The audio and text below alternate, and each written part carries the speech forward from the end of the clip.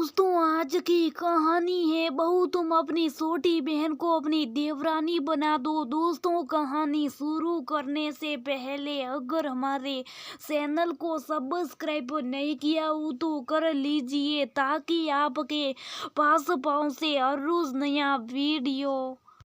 उसके विनम्र स्वभाव ने सबका दिल जीत लिया था। निया की डिलीवरी होने वाली थी। अचानक उसके साथ सुमित्रा जी की आंखों में मोतियाबिंद की परेशानी होगी, जिसके उनका ऑपरेशन कराना पड़ा। लेकिन अब वो रसोई का काम नहीं संभाल सकती थी। निया की डिलीवरी भी कुछ दिनों में होने वाली थी।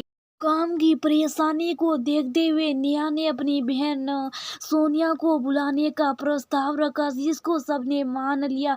लेकिन सुमित्रा जी बोली, सोनिया तो कस काम करती नहीं है, नखरे भी उसके बहुत ही, वो कैसे काम संभालेगी। लेकिन माँ, हमारे पास और कोई ऑप्शन भी तो नहीं है ना।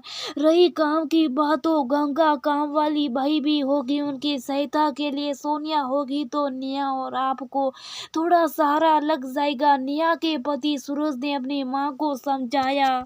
और कोई ऑप्शन ना देख सुमित्रा जी ने सोनिया को बुलाने के लिए हाँ कर दी।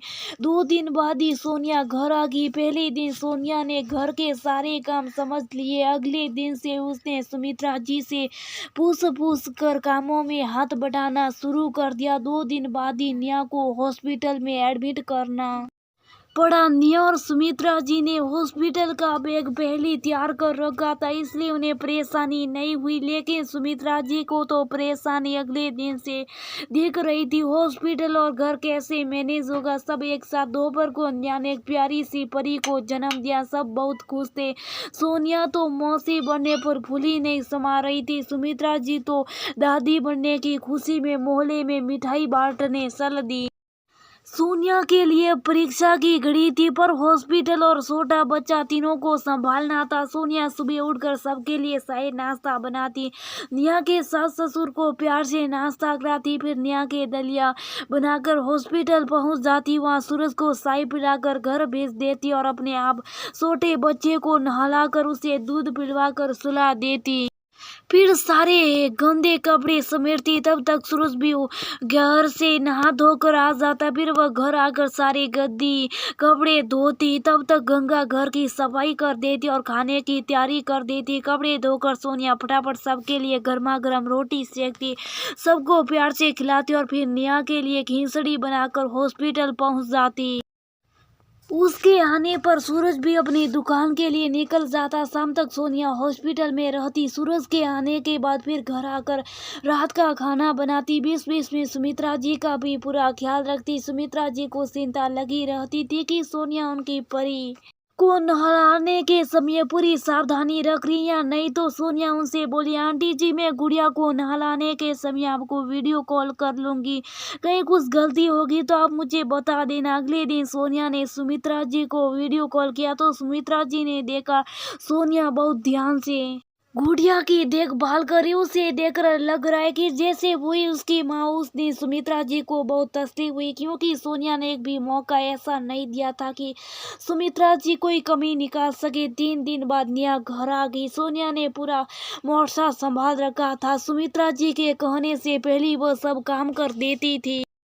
आज गुड़िया 1.25 महीने की हो गई तो सुमित्रा जी ने उसके लिए हवन का प्रोग्राम रखा। सारी तैयारी कराने के बाद सोनिया जब तैयार होकर आई तो पीले रंग के जरी वाले सूट में सोनिया बड़ी प्यारी लग रही थी। उसके चेहरे पर अलग ही निखार था। सोनिया की उस घर से विदाई थी।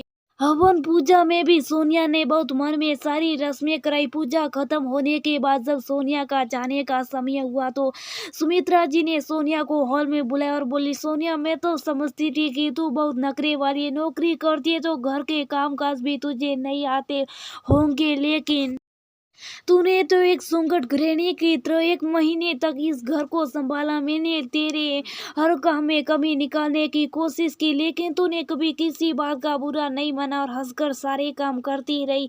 आज भी मुझे लगा था कि तू जींस पहनकर पूजा में बैठ जाएगी, लेकिन आज तुझे देखकर मेरे लिए मेरी सोच बदल गई। बहुत प्यारी लग रही है तू इस सूट में। आंटी जी, हम लड़कियां होती ऐसी, जब तक मायके में होती अपनी माँ को खूब नखरे दिखाती, अपने मन मर्जी से रहती, लेकिन जब जिम्मेदारी सिर पर पड़ती है तो उस जिम्मेदारी को सुगमता से पूरा करती है। चाहे फिर हम मायके में हो या ससुराल में या ऑफिस में या किसी भी परिस्थिति में अपने को ढालकर उसका सामना हंसकर करती हैं। रही बात कपड़ों की, तो आंटी जी नौकरी करती हूँ तो जीन्स आरामदायक पहनना होता है, लेकिन घर में कोई फंक्शन हो तो मुझे भी अपने पारंपरिक पहनावा ही अच्छा लगता है। सोनिया हंसकर बोली। मुझे सोनिया पर पूरा विश्वास था, इसलिए मैंने उसे बुलाया था। सोनिया की तरफ तक देखकर नेहा बोली। सोनिया, मेरे पास आओ बेटा। सुमित्रा जी ने सोनिया के हाथ में अपने खानदानी कंगन पहना दिया और बोली। अपने काम और विनम्र स्वभाव से सोनिया ने हम सबका दिल जीत लिया। मैं सोनिया को अपनी छोटी बहन बनाना, बहू बनाना चाहती हूँ। नेहा बोली, क्या तुम अपनी बहन की जेठानी बनना पसंद करोगी? और सोनिया, क्या तुम मेरी बहू और अपनी बहन की देवरानी बनना पसंद करोगी?